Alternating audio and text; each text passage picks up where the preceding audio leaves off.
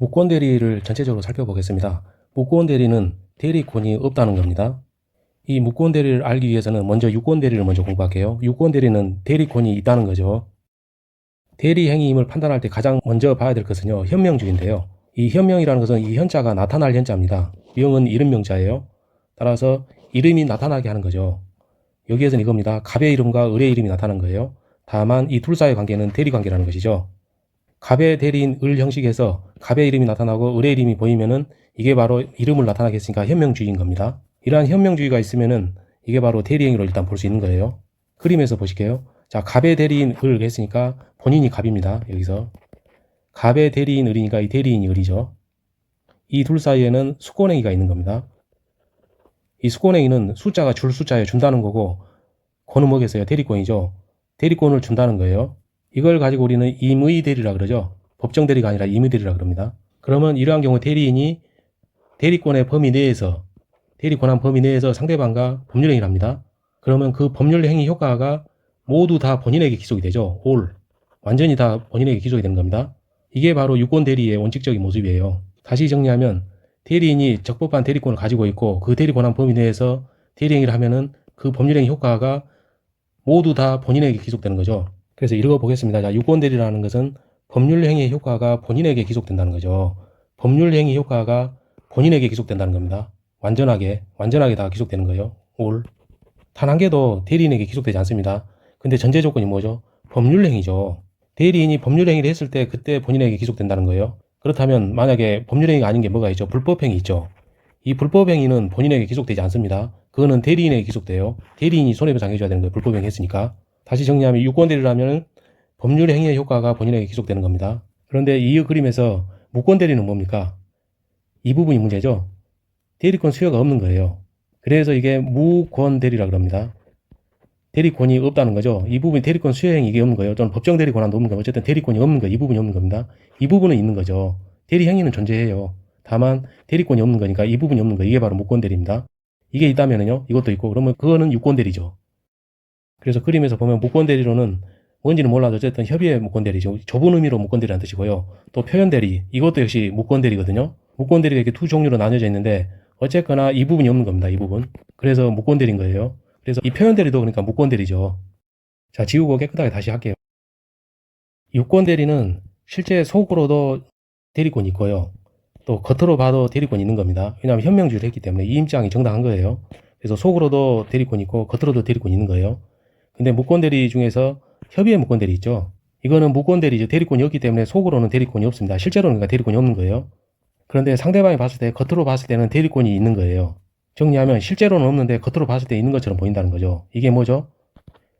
이 대리인이 무권 대리인이 이임장을 위조한 경우가 그렇습니다. 갑의 대리인을 이러한 이임장을 위조한 거예요. 실제로는 갑으로부터 이임을 받은 적이 없어요. 그럼에도 불구하고 갑의 이름을 사용해서 본인이 을이 수권을 받은 것처럼 거짓말로 가짜로 이임장을 작성하는 겁니다. 그게 바로 위조죠. 이임장을 위조하게 되면은 제3자 상대방이 봤을 때 겉으로는 이임장이 유효한 걸로 보이거든요. 그래서 이게 대리권이 있는 것처럼 보이거든요. 실제로는 이임을 안 했으니까 속으로는 없지만 겉으로 봤을 때는 있는 거랍니다. 그래서 이게 협의의 무권대리라 그래요. 다만 이 위조에 대해서는 갑의 책임은 없죠. 갑의 책임은 없습니다. 왜냐하면 위조 당해버린 거니까. 그래서 본인 책임이 없다 이 말인 거죠. 왜냐하면 을이 이임장을 마음대로 위조해버렸지 갑이 시킨 것도 없고 잘못한 거 아무것도 없거든요. 그래서 협의 무권대리에서 본인은 책임이 없는 겁니다. 이게 중요해요. 본인의 책임이 없다는 거. 이 부분이 지금 중요합니다. 본인의 책임이 없기 때문에 이 효과는 이 대리행위 하면 효과가 본인에게 기속된다 하겠죠. 원래 의미에서 대리에서는. 따라서 본인이 당해버린 거 일방적으로 위조를 당해버린 피해자잖아요. 그래서 이러한 경우에는 원칙상 효과는 없는 게 맞죠. 유효를 원칙으로 해보면 안 맞잖아요. 왜냐하면 본인에게 너무 불리하니까 그럴 수는 없죠. 그냥 위조 당한 건데 어떻게 본인한테 효과를 기속시켜요. 그래서 원칙상은 무효입니다. 그런데 이런 경우도 있겠죠. 이 본인이라는 사람이 위조를 당했지만 그래 어차피 그거 하려고 그랬어. 이런 경우도 있답니다. 즉 본인만 좋다 하면 괜찮은 겁니다. 그게 바로 본인이 추후에 인정하는 거죠. 본인이 좋다고 그러면은 유효로 확정이 돼버리는 거예요. 왜냐하면 상대방은 이미 좋다고 그랬고, 즉 대리행위 관련해서 계약에 대해서 유효성을 인정한 거죠. 유효를 하고 싶어 하는 거죠. 그 본인도 추인에 의해서 인정을 한 거예요. 유효한 것으로. 그러면 양자의 의사가 합치된 거잖아요. 그럼 확정시켜도 아무 이상할 거 없거든요. 그럼 그 전 단계 최초 무효 이거는요. 이거는 유동적이죠. 따라서 이 부분 말을 바꾸면은 협의 무권 대리에서는 원칙상 무효다. 원칙상 무효. 그러나 예외적으로 본인이 추인하면은 유효로 확정이 된다. 그런 의미에서 앞부분이 유동적 무효가 되는 겁니다. 이와 비교해서 이 표현 대리 있죠. 이 표현 대리는 실제로 그리고 속으로도 대리권이 없어요. 근데 겉으로는 어떻습니까? 겉으로는 있죠. 이 점은 협의의 무권 대리하고 같아요. 자, 이 글자를 봐봅시다. 이 표자가 겉표자거든요. 겉표자죠. 겉으로 나타난다는 뜻 아니겠어요? 겉으로 보인다는 거예요. 볼견자인데 현으로 읽습니다. 겉으로 보기엔 대리권이 있어 보여요. 근데 이러한 점에 대해서 겉으로 보이는 이 점에 대해서 본인의 책임이 있는 겁니다. 본인의 책임이 어느 정도는 있어야 돼요. 어느 정도. 전부는 아니다. 어느 정도는 있다는 거죠. 그게 바로 이겁니다. 대리권 수요 표시한 표현들이 고난을 넘은 표현들이 즉 고난 초과 표현들이 또는 월권들이라고 그러죠. 월권. 그 다음에 대리권 소멸 후의 표현들이 이렇게 세 가지가 있는 거예요. 이 세 가지 점에 대해서 본인의 책임이 어느 정도 인정이 된다는 거죠. 그리고 상대방은요. 이 상대방이죠. 상대방은 항상 선의이고 무과실입니다. 그렇기 때문에 이 상대방을 보호해줘야 되는 거예요. 상대방을 보호해줘야 되는 겁니다. 이게 바로 표현들이에요. 그런데 이 상대방이 원하는 건 뭐죠? 유효를 원하는 사람이죠. 이쪽에서는 대리행위 계약을 체결하기 때문에 유효를 원하는 사람이에요. 그렇기 때문에 유효로 확정이 되는 겁니다. 기억을 위해서 다시 정리합니다. 이 표현 대리에서는요. 속으로 실제로는 없어요. 대리권이. 근데 겉으로는 대리권이 있는 예관을 가지고 있습니다. 근데 그러한 예관을 작출함에 있어서 수요 표시 고난초과 소멸 후의 대리권에서 본인이 어느 정도 책임이 있다는 겁니다. 그리고 상대방은 선의이고 무과실이에요. 그렇기 때문에 상대방을 보호해줘야 되는 거죠. 보호하려면 상대방을 보호해줘야 되죠. 그럼 상대방이 원하는 것은 유효란 말입니다. 그래서 이걸 유효로 확정시켜버립니다. 이게 바로 표현 대리 제도의 특징이에요. 자, 그러면 여기에서 어느 부분에서 본인의 책임이 있는지 한번 봐봅시다. 자, 대리권 수요 표시한 표현 대리인데요. 여기 총 대리점 있죠. 이 총 대리점은 갑의 대리인을 이게 아닙니다. 이거 다르잖아요, 말이. 갑의 대리인을이 아니에요. 여기는 총 대리점은. 두 개가 글자가 다릅니다. 갑의 대리인을이 아니에요, 지금. 그런데 상대방이 볼 때는 이 총 대리라 이 말 자체를 대리권으로 착각하기 딱 좋은 글자거든요. 즉 그림에서 보면은 이 대리인의 명함에가 총 대리점 이렇게 표현이 돼 있어요. 즉 본인의 뭐 총 대리점 이런 표현이 있는 겁니다. 명함에. 그래서 본인과 대리인 상대방이 있는 자리에서 대리인이 이러한 명함을 주니까 이 본인이 묵인을 했어요. 아니면 적극적으로 이 명함을 만들어줬어요. 아니면 승인을 해줬어요. 실제로는 갑의 대리인을이 아닌데 그냥 총 대리점이라는 이 표현을 사용한 거에 대해서 본인이 묵인하든가 승인을 해준 겁니다. 상대방한테. 이 경우 그러면 이 상대방은 뭐라고 생각합니까? 갑의 대리인 을은 아니지만 대리인가 보구나. 왜냐면 총 대리점이라 하니까 용어가 비슷하잖아요. 이러한 경우는 바로 이 상대방이 선의이고 무과실이면은 그대로 유효로 확정이 돼버리는 거예요. 왜 그러냐면은 본인이 책임이 있잖아요. 지금 묵인하고 승인한 이 부분에 대해서. 만약에 본인이 이게 싫었다면은 총 대리점이 표현을 안 하게 해줘야죠. 아니면은 총 대리점이란 말과 이 대리 권한이란 거 전혀 다른 얘기다. 난 대리권을 준 적이 없다라고 별도로 이야기를 해줬어야죠. 상대방한테. 근데 본인이 그러한 것을 안 했잖아요. 오히려 묵인하고 승인해버렸잖아요. 명함 만들어주고. 그러면은 이 본인이 상대방에 대해서 계약 이행 책임이 따르는 겁니다. 왜냐하면 유효로 돼버리니까. 그리고 상대방은 항상 선의이고 무과실이어야 돼요. 즉 상대방 보호를 위한 제도가 표현대리인 겁니다. 이러한 표현대리는 상대방이 선의이고 무과실이기 때문에 항상 유효하고 이는 상대방을 보호하기 위한 제도입니다. 이 상대방을 보호하기 위한 제도이기 때문에 이 상대방만 표현대리를 주장할 수 있어요. 따라서 이 본인이 표현대리를 주장하지 못합니다. 또 무권대리인이 표현대리를 주장하지 못해요. 상대방 보호를 위한 제도가 표현대리 제도이기 때문에 이 상대방만 표현대리를 주장할 수 있습니다. 그리고 총 대리점 아까 관련해 가지고 본인이 직접 표현을 했죠. 상대방에게. 이 상대방이 직접 상대방입니다. 직접 상대방입니다. 총 대리점이라는 명함을 사용한 것 관련해서 본인이 직접 묵인하거나 승인한 거 이런 거예요. 그래서 직접 상대방만 표현대리를 주장할 수 있고 직접 상대방이 아닌 전혀 다른 사람, 예를 들어 D라는 사람이 있다 합시다. 대리인이 무권대리인이 D라는 사람, 즉 이 D는 아까 본인과 총대리점 관련해서 대리인 이 상대방이 같이 있는 자리에 없었던 사람이에요. 이 자리에 없었던 D라는 사람과 이 대리인이 대리행위를 했다. 그러면 이 D는 직접 상대방이 아니기 때문에 이 경우에는 표현대리가 아닌 겁니다. 이 부분만 이 상대방이 직접 상대방이에요. 여기에서만 표현대리가 성립하는 거예요. 그래서 재정리하면 표현대리 관련해서 본인의 책임이 어느 정도 있다. 그렇기 때문에 상대방 보호로 간다. 그러니까 유효다. 이거였거든요. 그래서 대리권 수요 표시, 즉 총대리점이라고 표현을 사용한 거, 이거에 대해서 본인이 묵인하거나 승인하거나 명함 만들어준 거, 이와 관련해서 표현대리로서 이해가 되셨을 겁니다. 자, 다음은 두 번째, 고난초과 표현대리에서 본인이 어떤 책임이 있는가 볼까요? 자, 가정주부의 일상가사 대리라는 게 있습니다. 이게 뭐냐면은 일상가사, 이 일상가사 뭐죠? 이거 살림살이입니다. 시장 보고 그런 거 있죠? 살림살이에서 남편을 대신해서 할 수 있어요. 부인이. 자, 처가 있고 남편이 있습니다. 남편의 인감도장 통상 처가 보관하죠? 어디가 있는지 다 알죠. 그 가정집에서. 그 경우 그 시장 보고 이 살림살이 하는 데에 대해서 남편이 인감도장 쓰는 것은 괜찮아요. 왜냐하면 일상가사 대리권 범위 내에 있으니까 합법입니다. 유권대리예요, 그거. 그러나 이 남편 소유 집이 유일한 집이 있다 합시다. 물론 같이 살지만 남편 명의로 돼 있다 할게요. 이 집을 이 처가 남편의 동의 없이 그냥 팔아버렸다, 매각해버렸어요. 매도해버렸습니다. 이 매도 행위, 유일한 집을 팔아먹은 거, 이게 바로 월권입니다. 월권. 원래 기본적으로는 일상가사 대리권이 있었죠. 이거는 살림살이에 필요한 범위 내였죠. 이게 바로 기본 대리권이에요. 원래 기초가 된 대리권이 있었거든요. 근데 이거를 넘어가지고 해버린 거죠. 매각을. 이게 바로 월권이거든요. 이 부분이 월권. 그래서 이거를 고난 초과 대리라고 합니다. 근데 고난을 넘은 표현 대리 이렇게 얘기하는데, 이 기본 대리권을 넘어서 대리권 행사를 했지만 이것을 표현 대리로 봐서 유효하다고 보는 거죠. 왜? 본인의 책임이 있으니까. 어떤 점이죠? 평소에 인감도장을 처에게 맡기지 않았어야죠. 그리고 맡겼더라면은 지분 팔지 말라고 얘기를 했어야죠. 살림살이로만 본인의 도장을 쓰라고 얘기했어야죠. 본인이, 즉 남편이 그렇게 안 했다는 겁니다. 남편의 책임도, 즉 본인의 책임이 어느 정도 있다는 것이죠. 그렇게 보아서 이 고난 초과한 부분에 대해서도 상대방 보호를 위해서 아까 집을 매각한 거 있죠. 그거를 유효하게 봐버린 거예요. 그리고 이러한 경우 기본 대리권은 일상가사 대리권이죠. 즉 고난 초과 표현 대리는 기본 대리권이 있고 그 부분을 넘어서 초과하는 거기 때문에 항상 기본 대리권이 있어야 되는 거예요. 다음은 대리권 소멸 후의 표현 대리입니다. 어떤 부분에서 본인의 책임이 어느 정도 있는가 볼까요? 원래는 유효한 대리권이 있었습니다. 근데 기간을 정해놓고 하죠. 근데 이 기간이 다 지났어요. 또는 어떤 행위를 완성을 시켰어요. 그러면 그 이임장을 회수하든가 이임장을 찢어버려야죠. 근데 이임장을 회수하지 않고 찢어버리다는 거예요. 그러니까 이 무권 대리인이 그 기존에 가지고 보관했던 그 이임장을 다시 또 재활용하는 겁니다. 다른 사람한테. 그러면 이렇게 되죠. 실제로는, 즉 속으로는 대리권이 없어요. 근데 형식상으로 겉으로는 봐서는 있는 것처럼 보이죠. 왜냐하면 그 기간까지 일일이 안 보니까 일반인들은 종이가 있는 거 아닙니까? 이임장이 어쨌든. 그럼 겉으로 보면은 속을 수도 있는 거 아니에요. 근데 이러한 것을 본인이 회수하지 않았다는 겁니다. 그 이임장을. 그러한 책임이 어느 정도는 있다는 거예요. 그렇기 때문에 이러한 경우는 대리행위 표현대리로 봐서 유효한 걸로 봐버립니다. 왜냐하면 거표자에 나타날 현자, 골견자죠. 이게 견자입니다. 겉으로 보기에 그렇다는 거예요. 그러니까 유효한 걸로 되는 거예요.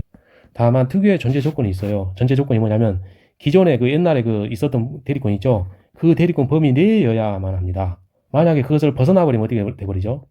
고난 초과 표현대리가 돼버리죠. 왜냐하면 이 부분은 옛날 그 이 부분이었는데 초과해서 이만큼 해버리면은 일상가사 대리 이거랑 똑같이 아까 넘어간 거, 집한 거, 이 부분과 똑같아지는 거예요. 그래서 대리권 소멸 후에 표현대리가 되려면은 기존의 대리권 범위 내에서 무권 대리 행위가 행해져야 됩니다. 만약에 그걸 벗어나면은요, 그럼 이 조항은 적용 안 되고요. 고난 초과 표현대리 이걸로 적용이 되는 거예요. 이러한 표현대리에서는요, 과실상계의 법리가 적용되지 않습니다. 자, 이 과실상계는 어떠한 경우에 적용되죠? 손해배상에서 적용이 되죠. 손해배상. 예를 들면 차대차 사고가 났습니다. 자, 근데 이 차가 중앙선침범했어요. 그러면 과실률이 100대 0입니다. 근데 나중에 알고 보니까 이쪽 차에 있는 운전자가 안전벨트를 착용하지 않았어요. 그럼 이 과실률은 20%가 되죠. 20%입니다. 이러한 경우 과실상계하면 과실을 항상 두 개 합해서 100이어야 되죠. 그렇기 때문에 이 부분을 상계해서 20%만큼 빼서 상계해서 80%가 되는 거예요. 이쪽이 이렇게 80%. 그러면 원래 손해가 줄어들죠. 손해액이 배상해야 될 금액이 줄어드는 겁니다. 원래는 100만 원을 물어줘야 할 것을 이 부분에서 80만 원만 물어줘야 되는 거예요. 이게 바로 손해배상에서의 과실상계입니다. 그러나 우리가 지금 보는 것은 뭐죠? 대리제도죠. 대리제도는 이거예요. 본인과 상대방 사이 대리행위가 있죠. 이 부분에 대해서 본인에게 전적으로 오를 기속시킬 수 있느냐, 이 효과를, 이 문제였거든요. 즉 계약이 성립이 되었으면, 귀속이 되었으면 이행 문제가 남는 거죠.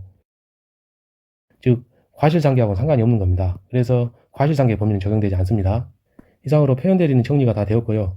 협의의 무권대리에서 나머지 부분을 좀 보시겠습니다. 협의의 무권대리는 표현대리와 달리 본인의 이러한 어떤 책임 있는 그런 행위가 없었기 때문에 본인 책임은 없습니다. 위임장 오히려 위조를 당한 피해자 관점이에요. 지금 본인은. 그렇기 때문에 그 법률 효과는 무효입니다. 대리행위의 효과는 무효예요. 원칙상 그렇다는 거죠. 그래서 이걸 다른 말로 표현하면은 유동적 무효가 되는 겁니다. 유동적이기 때문에 이를 확정시키지는 행위가 필요한 거예요. 그래서 확답, 즉 확실하게 만들어주는 그런 작업이 필요한 거죠. 가만히 놔두면 본인 입장에서 무효가 되는데 본인이 별도로 뭔가 하려면 뭐겠습니까? 유효로 만드는 작업이 필요하죠. 왜냐하면 놔둬도 저대로 무효니까 뭔가 본인이 한다면은 그거는 유효로 만드는 작업, 유효로 확정시키는 작업이죠. 추후에 인정하겠다 해서 이게 바로 추인이 그겁니다. 추인이 있으면은요, 법률행위 당시에 소급해서 유효로 되죠. 이러한 추인을 할 때는 본인은 지켜야 될 게 있어요. 전부를 다 추인해야 됩니다. 무권 대리인과 상대방 사이 이루어졌던 거, 이거 모든 거에 다 추인을 해야 되는 게 원칙이에요. 근데 본인 입장에서 봤을 때 도저히 이건 아니다 싶은 게 있을 수 있어요. 그게 바로 일부 추인이나 또는 변경 추인인데요. 뭔가 바꿔서 추인하는 거죠. 그런 경우에는 이 상대방의 의사를 다시 또 물어봐서 동의까지 받아야 되는 겁니다. 만약에 상대방 동의를 얻지 못하면요, 그 추인은요, 무효입니다. 따라서 전부 추인이 원칙이고 일부 추인은 예외적으로 허용되는데 상대방의 동의가 있어야지만이 그 추인이 유효한 것으로 된다는 거예요. 자, 다음은 상대방의 철회를 볼게요. 상대방은 무권대리 행위를 행한 상대방이죠. 그러니까 계약의 유효를 원하는 사람입니다. 이 상대방은 유효를 원하는 사람인데 철회를 원한답니다. 그럼 철회는 뭐죠? 무효로 만들어주는 거죠. 이 무효를 만들어주려면은 이 상대방은 선의해야만 되는 거죠. 왜냐하면 선의의 상대방만 그 앞에서 유효를 한 생각을 뒤집을 수 있어야 됩니다. 선의의 상대방만 그걸 뒤집을 수 있다는 거예요. 다시 정리하면 협의 무권대리를 할지라도 원래 무권대리를 할지라도 상대방이 원래 속뜻은 유효로 만들기 위한 거잖아요. 근데 이 유효로 만들겠다는 본인의 생각을 뒤집으려면은, 즉 철회를 시키려면, 즉 무효로 만들려면은 선의해야 되는 별도 요건이 따라 붙는다는 거예요. 그래서 상대방이 철회할 때는 무효로 확정이 되는데, 왜냐하면 철회가 앞으로 없겠다는 거잖아요. 그래서 무효라는 거죠. 그래서 확정이 되는 겁니다. 근데 상대방한테 선의일 것을 요구하는 거죠. 즉 악의인 경우에는, 상대방이 악의인 경우에는 철회권 행사를 못한다는 겁니다. 이와 비교하여 상대방이 행하는 그 최고 있죠. 최고라는 것은 뭐냐면 알리는 거죠. 즉 촉구하는 겁니다. 독촉하는 거예요. 상대방이 본인한테 독촉을 하는 겁니다. 뭐라고 독촉을 하죠? 추인 여부 확답을 주라고 독촉하는 겁니다. 확답, 확실하게 답해 주라고. 그럼 최종적으로 결론을 내릴 수 있는 사람은 본인입니까? 대리인입니까? 무권 대리인이 아니라 본인이 최종적인 결론을 낼 수 있는 사람이죠. 그래서 본인에게만 확답을 촉구할 수 있는 겁니다. 즉 최고권 행사의 상대방은 본인에게만 할 수 있는 거예요. 무권 대리인에게는 못합니다. 그리고 이런 최고는요, 단순히 물어보는 거기 때문에 상대방이 악의여도 가능합니다. 왜냐하면 결국은 본인이 최종 결론을 내릴 거잖아요. 물어보면 단순히 물어본 거기 때문에 상대방이 악의여도 괜찮다는 겁니다. 선의인 경우는 당연히 되는 거고요. 자, 이러한 협의의 무권 대리는 본인의 책임이 없어요. 그럼 상대방은 책임이 있습니까? 상대방도 책임이 없어요. 기본적으로는 상대방 철회권 행사 관련 이제 선의자를 요구하죠. 즉 상대방도 지금 잘못이 없는 겁니다. 그러면은 본인과 상대방은 쌤쌤인 거예요. 둘 다 힘이 동등하다고 보여지는 거죠. 근데 이 대리인은 이 임장을 위조한 놈이, 이 사람은 이제 이조범이에요. 지금 범인입니다. 범죄인입니다. 이 사람은 실제로 그래요. 이거 이조죄예요. 이거 이조죄. 형법 위반자예요. 원래 대리인이. 왜냐하면 갑의 이름을 갖다가 지금 함부로 썼잖아요. 그리고 행사도 했잖아요. 그래서 범죄인입니다. 어찌되었건 본인도 잘못이 없고 상대방도 잘못이 없는 상태, 그러니까 힘의 균형이 있는 상태인데요. 따라서 본인이 가지고 있는 추인권이라는 이 무기하고 상대방이 가지고 있는 이 철회권이라는 이 무기, 이거는요 먼저 쓰는 사람이 이기는 겁니다. 선빵 날린 사람이 이기는 거예요. 무조건 동등합니다. 그래서 선빵 우선 이렇게 표현을 써놨는데, 본인이 먼저 추인권을 행사하면요 상대방 더 이상 철회권 행사를 못하는 거고요. 반대로 상대방이 먼저 철회권을 행사하잖아요. 그러면 본인은 더 이상 추인권을 행사를 못합니다. 그래서 먼저 치는 사람이 이기는 거예요. 그리고 이 추인과 철회 권한은 막강합니다. 모든 사람에게 다 행사할 수 있어요.